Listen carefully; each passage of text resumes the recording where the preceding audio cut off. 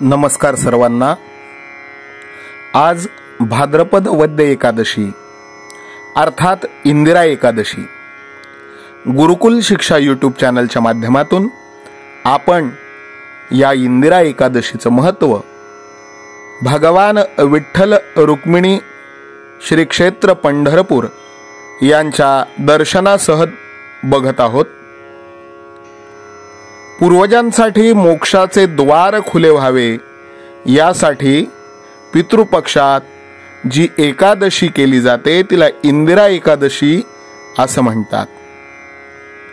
या दिवशी आपला उपवास असला परंतु पितरांची तिथी असेल तरी देखील पितरांना उपवाशी ठेवू नये, तर श्राद्धाचा नैवेद्य करावा आणि आपण एकादशीचा उपवास पूर्ण करून दुसऱ्या दिवशी द्वादशीला कृष्णाला किंवा भगवान विष्णूंना फूल वाहून नैवेद्याचा प्रसाद ग्रहण करावा।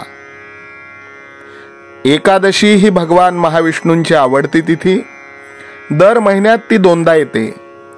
दर एकादशीचे महत्त्वही आगळे वेगळे आहे। त्याप्रमाणे या भाद्रपद वद्य पक्षातील इंदिरा एकादशीचंही एक आगळं वेगळं महत्त्व आहे। ते गुरुकुल शिक्षा यूट्यूब चॅनलच्या माध्यमातून आपण जाणून घेऊया। पितृपक्ष हा पितरांच्या श्राद्धासाठी राखीव ठेवलेला असतो। या कालावधीत पितर आपल्या वंशजांची भेट घेण्यासाठी कोणत्या न कोणत्या स्वरूपात पृथ्वीवर अवतीर्ण होतात अशी पूर्वापार श्रद्धा आहे। त्यांच्या प्रती ऋणनिर्देश म्हणून श्राद्धविधी केला जातो। त्यामुळे पितर तृप्त होऊन वंशजांना भरभरून आशीर्वाद देतात।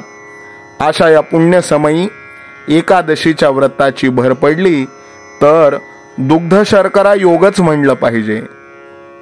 इंदिरा एकादशीच्या दिवशी म्हणजेच आजच्या दिवशी पूर्वजांच्या उद्धारासाठी भगवान विष्णूंची उपासना आणि पूजा केली जाते। ज्या लोकांच्या कुंडलीत पितृदोष असतो त्यांनी इंदिरा एकादशीचं व्रत अवश्य करावं। त्यामुळे पितृदोष दूर होऊन पितरांचे आशीर्वाद मिळतात आणि पुढील पिढीला आपल्या पुढील वंशजांना कोणतीही बाधा येत नाही। आजच्या दिवशी आपला एकादशी व्रताचा उपवास असला परंतु पितरांची पितृतिथी असेल तर आपण पितरांना उपवाशी ठेवू नये, तर श्राद्धाचा नैवेद्य करावा, काकबली वाढावा, गाईला कुत्र्याला पान वाढावे आणि आपण एकादशीचा उपवास पूर्ण करून दुसऱ्या दिवशी द्वादशीला कृष्णाला किंवा भगवान विष्णूंना फूल वाहून नैवेद्याचा प्रसाद ग्रहण करावा। इंदिरा एकादशीच्या दिवशी पवित्र राजा इंद्रसेनाने पितृलोकात आपल्या वडिलांच्या उद्धारासाठी उपवास आणि पूजा केली होती। त्यामुळे त्याच्या पूर्वजांना वैकुंठ लोक प्राप्त झाला। तेव्हापासून इंदिरा एकादशीच्या दिवशी पूर्वजांच्या उद्धारासाठी भगवान विष्णूची उपास आणि पूजा करण्याचा नियम आहे। ज्या लोकांच्या कुंडलीत पितृदोष आहे त्यांनी इंदिरा एकादशीचं व्रत अवश्य करावं। पंचांगानुसार इंदिरा एकादशीचा उपवास आजच्या दिवशी आहे।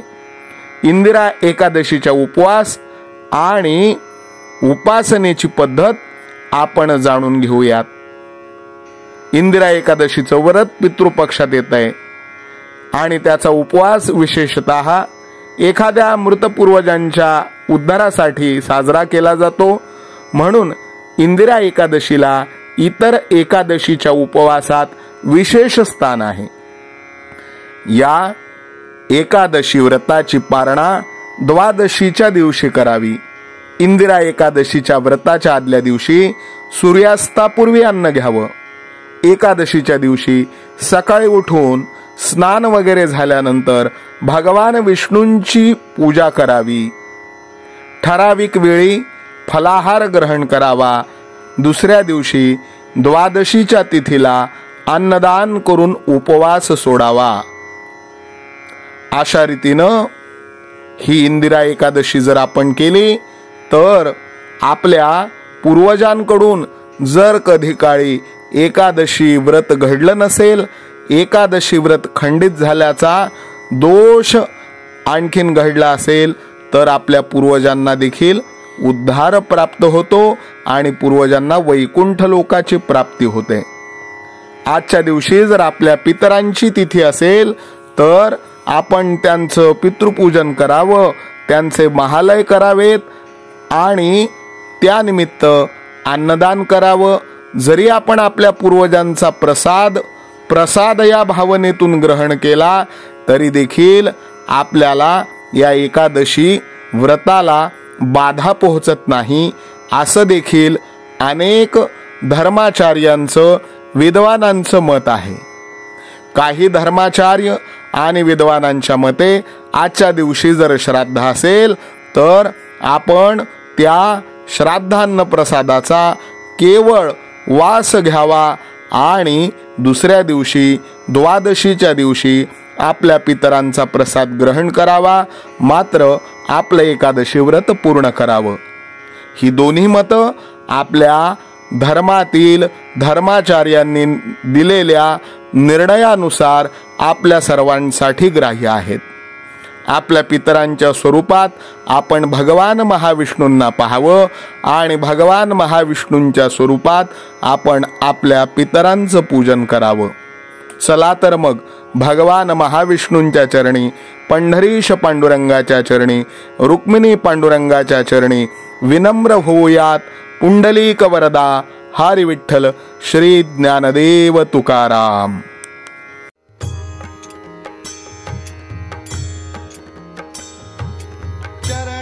समजानु समजंघा समकरकटी भव्यगात्र दिव्यवक्त्र कमलनेत्र समदिटी भक्त पुंडलीक दिली वीट उभा त्यावरी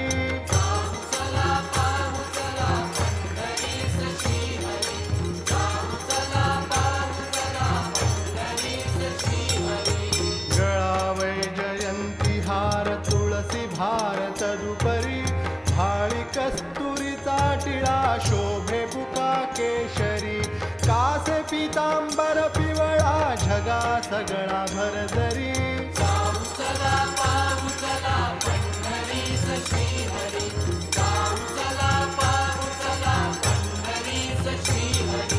करणी कुंडल देवी जडित मुकुट मस्तकी कंठी कौस्तुभमणी तरणी समलखलखी हृदयी त्या भृगूची लाट मिरवी पद कापरी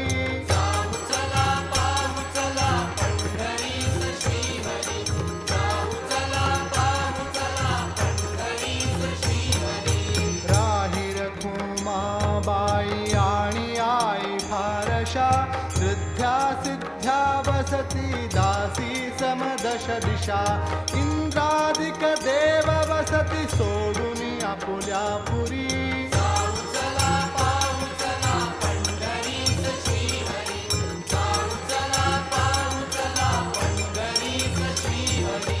गरुड हनुमंत सदा उभे द्वारी तिष्ठती ध्वजा पताकासी सह भक्तद्वारी नाचती विठ्ठल हरी गर्जताती वैखरी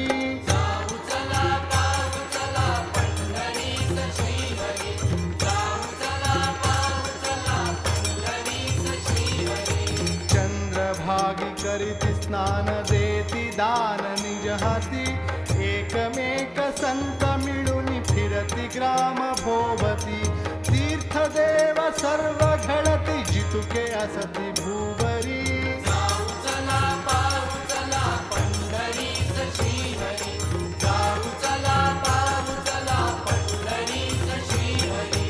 अष्टादश वर्णयाति करिति प्रीति हरिदिनी श्वान सूकरादि जीव ध्याति नाम निशिदिनी सर्वा प्रति एका रीति अंति मुक्ति भवनुरी